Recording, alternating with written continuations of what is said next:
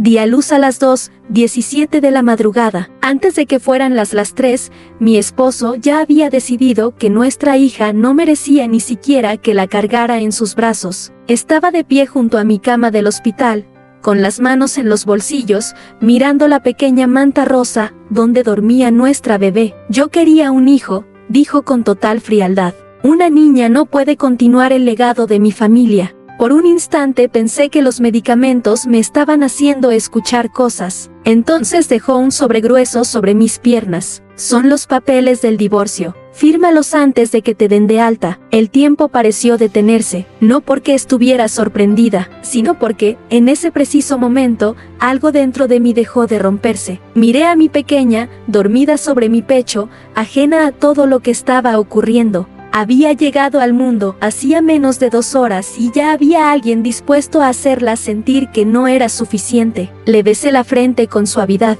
Después levanté la mirada y sonreí. No te preocupes, este día jamás se te va a olvidar. En ese momento él creyó que yo estaba derrotada. No tenía idea de que acababa de cometer el peor error de su vida. Me llamo Evelyn. Tengo 34 años y, hasta esa mañana, estaba convencida de que conocía al hombre con el que me había casado. Durante 6 años estuve a su lado. Lo acompañé cuando su empresa apenas sobrevivía. Lo apoyé cuando los bancos rechazaban sus préstamos. Estuve presente en cada fracaso, en cada noche sin dormir y en cada promesa de que algún día todo mejoraría. A Nathan le encantaba decir que había construido su empresa desde cero. Lo que nunca contaba era que, cuando nadie creyó en él, fui yo quien encontró la forma de mantener vivo su sueño. Él disfrutaba los aplausos. Yo prefería mantenerme en silencio, y durante mucho tiempo, esa fórmula funcionó. Al menos, eso era lo que yo pensaba. Ahora, al mirar hacia atrás, entiendo que las señales siempre estuvieron frente a mí. Nathan estaba obsesionado con dejar un legado. Cada comida familiar terminaba exactamente igual. Su madre repetía una y otra vez que un verdadero apellido solo sobrevivía gracias a un hijo varón. Yo intentaba tomarlo como una broma. Ella jamás sonreía. Nathan tampoco. Cuando quedé embarazada, dejó de hablar sobre nombres para el bebé. En cambio, pasaba horas leyendo sobre herencias, sucesiones familiares y empresas que pasaban de padres a hijos. Una tarde llegué a casa y encontré la habitación del bebé completamente pintada de azul. Todavía no sabemos si será niño o niña, le dije. Él apenas levantó la vista. Ya lo sabremos. Cuando el ultrasonido confirmó que esperábamos una niña, el viaje de regreso fue el más silencioso de todo nuestro matrimonio. Intenté convencerme de que solo estaba cansado. Quise creerle, pero desde ese día, algo cambió. Los viajes de trabajo comenzaron a ser cada vez más frecuentes. Las llamadas terminaban en cuanto yo entraba a la habitación. Cambió la contraseña de su teléfono. Y por las noches dormía cada vez más lejos de mí, como si la distancia entre nosotros creciera mientras yo intentaba salvar un matrimonio que ya se estaba derrumbando. Cada vez que le preguntaba qué estaba pasando, respondía exactamente lo mismo. Estás imaginando cosas. Y yo le creía. Pensaba que las hormonas del embarazo me estaban volviendo insegura. Buscaba explicaciones para todo, menos para la verdad. Incluso la noche en que comenzaron las contracciones, Nathan parecía mucho más pendiente de su celular que de mí. Salió 2 veces de la sala para contestar llamadas. Cuando regresó, jamás explicó quién era tan importante como para dejar sola a su esposa en el momento más difícil de su vida. Después de 14 horas de parto, finalmente nació nuestra hija. Lo primero que quise fue verla en los brazos de su padre, pero Nathan ni siquiera quiso acercarse. Todavía intentaba entender por qué cuando la puerta de la habitación volvió a abrirse, entró su madre, y detrás de ella apareció una mujer joven a la que solo había visto una vez durante un evento de la empresa. No venía sola, llevaba de la mano a un niño de unos 3 años. En cuanto el pequeño vio a Nathan, corrió hacia él con una enorme sonrisa. «Papá». Nathan pasó de largo frente a mi cama. Se agachó y levantó al niño entre sus brazos con una naturalidad que solo tiene un padre acostumbrado a hacerlo todos los días. El mismo hombre que acababa de rechazar a su hija recién nacida abrazaba a ese niño como si fuera lo más importante de su vida. Sentí un escalofrío, no porque acabara de descubrir la verdad, sino porque, En el fondo, ya sabía que lo peor todavía estaba por llegar. El niño rodeó el cuello de Nathan con los brazos, como si aquel abrazo fuera parte de su rutina. Y Nathan sonrió. No fue una sonrisa incómoda, no fue un gesto por compromiso, era la sonrisa de un padre orgulloso. Mientras tanto, nuestra hija seguía dormida a mi lado. Él ni siquiera la miró. La joven dio un paso al frente y respiró hondo. Creo que ya es hora de que sepa toda la verdad. La madre de Nathan asintió sin mostrar la menor compasión. Sí, ya no tiene sentido seguir ocultándolo. Miré a los tres, esperando que alguien dijera que todo era un malentendido. Nadie lo hizo. Nathan dejó al niño en el suelo y habló con una tranquilidad que me heló la sangre. Ella se llama Claire. La mujer inclinó la cabeza en silencio. Luego Nathan puso una mano sobre el hombro del pequeño. Y él es mi hijo, Liam. Sentí que el aire desaparecía de la habitación. Tardé varios segundos en encontrar la voz. ¿Tu hijo? Claire respondió antes que él. Nathan y yo llevamos casi 4 años juntos. 4 años, la mitad de mi matrimonio. La miré fijamente, esperando descubrir alguna mentira en su rostro, pero no encontré ninguna. Nathan bajó la mirada un instante antes de continuar. Mis padres lo saben desde que nació Liam. Su madre dio un paso hacia mi cama. Siempre le dijimos que dejara de perder el tiempo. Una familia necesita un heredero. Después miró a mi hija con absoluta frialdad.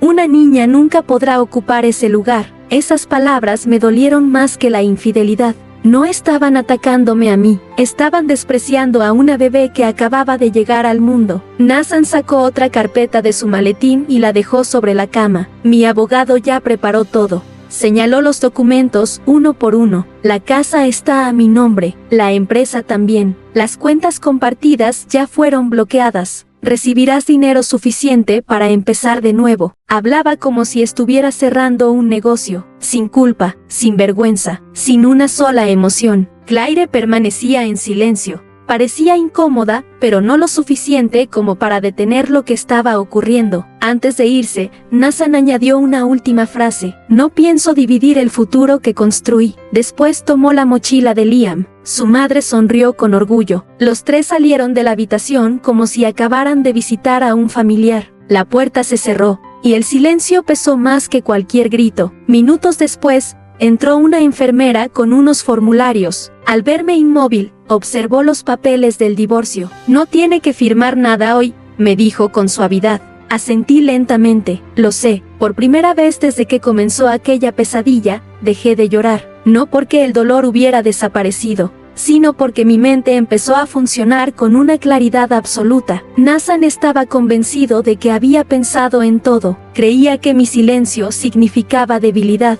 Pensaba que dependía completamente de él. Lo que nunca entendió fue que, durante 6 años, yo había sido quien revisaba cada contrato importante de la empresa, cada inversión, cada préstamo, cada acuerdo con los socios. Nathan disfrutaba firmando documentos. Yo era quien realmente los leía. Con una mano sostuve a mi hija, con la otra tomé los papeles del divorcio. No los rompí, ni siquiera los abrí, simplemente los dejé a un lado. Mi prioridad ya no era salvar un matrimonio, era proteger el futuro de mi hija. Mientras Nathan celebraba el comienzo de su nueva vida, yo hice una sola llamada. No llamé a mis padres, no llamé a una amiga, ni siquiera llamé a un abogado. Marqué el número de Daniel Harper. Años antes de casarme, Daniel había sido mi mentor en el mundo de las finanzas. Fue él quien me enseñó que los negocios nunca debían depender de la confianza, sino de los contratos. Contestó al segundo tono. Evelyn, necesito tu ayuda. No preguntó qué había ocurrido, solo hizo una pregunta. ¿En qué hospital estás? En el San Mary S. Llego en 30 minutos. Exactamente media hora después, Daniel entró en mi habitación. No traía flores. Traía una computadora portátil. Escuchó toda mi historia sin interrumpirme una sola vez. Cuando terminé, abrió un archivo y me miró fijamente. Solo necesito saber una cosa, asentí. ¿Nathan alguna vez descubrió de dónde salió realmente el dinero con el que fundó su empresa? Negué con la cabeza. Siempre creyó que eran mis ahorros. Daniel sonrió por primera vez desde que llegó. Perfecto, fruncí el ceño. ¿Por qué dices eso? Giró la pantalla hacia mí. Apareció un contrato que no veía desde hacía años. Al final estaban mi firma y la de Nathan, pero lo importante no eran las firmas, era una pequeña cláusula escondida entre decenas de páginas. Una cláusula que Nathan jamás se tomó la molestia de leer, y esa simple línea podía destruir todo aquello que él creía haber ganado. Nathan había olvidado un detalle que terminó cambiando su destino. La empresa que tanto presumía nunca habría existido sin la inversión inicial que recibió 6 años atrás. Pero ese dinero nunca salió de mis ahorros. Pertenecía a un fondo familiar que mi abuelo había creado mucho antes de morir. Daniel era el administrador de ese patrimonio, y, antes de liberar el dinero, insistió en incluir una condición muy específica dentro del contrato. Si la empresa se utilizaba para ocultar bienes durante un divorcio, cometer fraude financiero, o engañar deliberadamente al otro cónyuge, el fondo tenía el derecho legal de recuperar toda la inversión y reclamar la participación correspondiente en la compañía. Nathan jamás leyó esa cláusula, simplemente firmó donde su abogado le indicó. Ahora ese descuido estaba a punto de destruir todo lo que creía haber construido. 2 días después, Daniel presentó la documentación ante el tribunal. Al mismo tiempo, mi abogada solicitó una auditoría completa de las finanzas de la empresa. Nathan estaba convencido de que no encontraría nada. Entregó todos los documentos asegurando que era el único propietario del negocio y que yo nunca había contribuido de forma importante al crecimiento de la compañía. Aquella mentira fue su primer gran error. Una semana más tarde comenzó la auditoría independiente, y los resultados fueron devastadores. Los auditores descubrieron que, durante casi 3 años, grandes cantidades de dinero de la empresa habían sido transferidas a cuentas personales de Claire, pagos disfrazados como gastos administrativos, viajes de lujo, el alquiler de un exclusivo departamento, la escuela privada de Liam, regalos costosos. Todo había sido pagado con dinero de la empresa, pero eso no fue lo peor. Para ocultar esos movimientos, Nathan había alterado registros contables y presentado información falsa a sus socios. En ese instante el caso dejó de ser únicamente un divorcio, se convirtió en una investigación por fraude corporativo. Los inversionistas exigieron explicaciones. El banco suspendió una importante línea de crédito. Varios clientes cancelaron contratos antes de que el escándalo siguiera creciendo. En menos de una semana,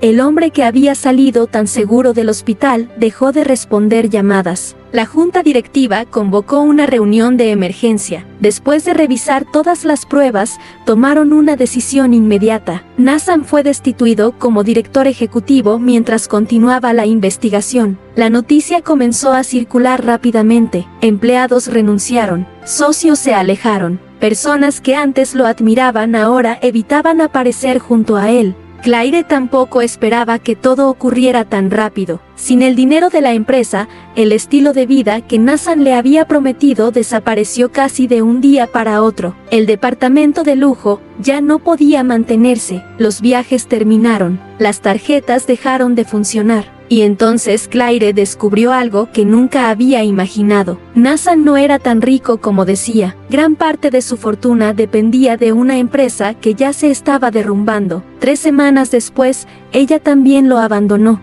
Se llevó a Liam y desapareció de su vida. Nathan intentó comunicarse conmigo varias veces. Llamadas, mensajes, correos electrónicos. No respondí ninguno. Finalmente recibí un solo mensaje. Cometí un error. Necesitamos hablar. Lo leí y lo eliminé, no porque sintiera odio, sino porque ya no había nada que decir. 3 meses después del nacimiento de mi hija, llegó la audiencia final. Nathan entró a la sala completamente diferente al hombre arrogante que había conocido. Había perdido peso, su mirada estaba apagada, su seguridad había desaparecido. El juez revisó durante más de 1 hora todas las pruebas, los documentos financieros, las transferencias ocultas, la doble vida, el fraude y el contrato original que Nathan nunca se molestó en leer. La sentencia fue clara. Nuestro divorcio quedó oficialmente aprobado. Obtuve la custodia total de mi hija. El fondo familiar recuperó legalmente su participación en la empresa, obligando a una reestructuración completa bajo una nueva administración. Nathan salió del tribunal con muy poco. Había perdido su matrimonio, su empresa, su reputación y la confianza de todos los que alguna vez creyeron en él. Cuando la audiencia terminó, se acercó lentamente a mí. Miró a nuestra hija, que dormía tranquilamente en su carriola. Por primera vez desde que nació, intentó acariciarla. Con calma, alejé la carriola unos centímetros. Lo miré directamente a los ojos. El día que nació dijiste que ella no era tu futuro. Hice una breve pausa. Ahora ya no tienes derecho a formar parte del suyo. Nathan bajó la mano lentamente. No discutió, no pidió perdón, no encontró ninguna excusa. Simplemente entendió que algunas decisiones tienen consecuencias que duran toda la vida. Los meses pasaron. Nuestra vida comenzó de nuevo, sin discusiones, sin miedo, sin tener que demostrarle nada a nadie. Ver a mi hija dar sus primeros pasos me hizo comprender algo que jamás imaginé. La mejor venganza nunca fue quitarle a Nathan todo lo que tenía. La verdadera victoria fue impedir que su traición definiera el resto de nuestras vidas. Él creyó que un legado dependía de tener un hijo varón, pero terminó perdiéndolo todo porque nunca entendió que el verdadero legado no se construye con el apellido que dejas, se construye con la clase de persona que decides ser. Y ahora quiero preguntarte algo: si alguien destruyera a tu familia solo porque pensaba que una hija valía menos que un hijo, ¿serías capaz de perdonarlo algún día? ¿O elegirías proteger tu paz para siempre? Si esta historia te hizo sentir rabia, tristeza o satisfacción al ver que la justicia finalmente llegó, apóyanos con un me gusta y suscríbete al canal para no perderte más historias como esta. Y ahora quiero saber tu opinión. Si estuvieras en el lugar de Evelyn, ¿habrías perdonado a Nathan después de todo lo que hizo? ¿O también habrías decidido proteger tu paz para siempre? Déjame tu respuesta en los comentarios. Me encanta leer lo que piensan ustedes. Gracias por acompañarme hasta el final. Y recuerda que la próxima historia será aún más impactante. Nos vemos muy pronto.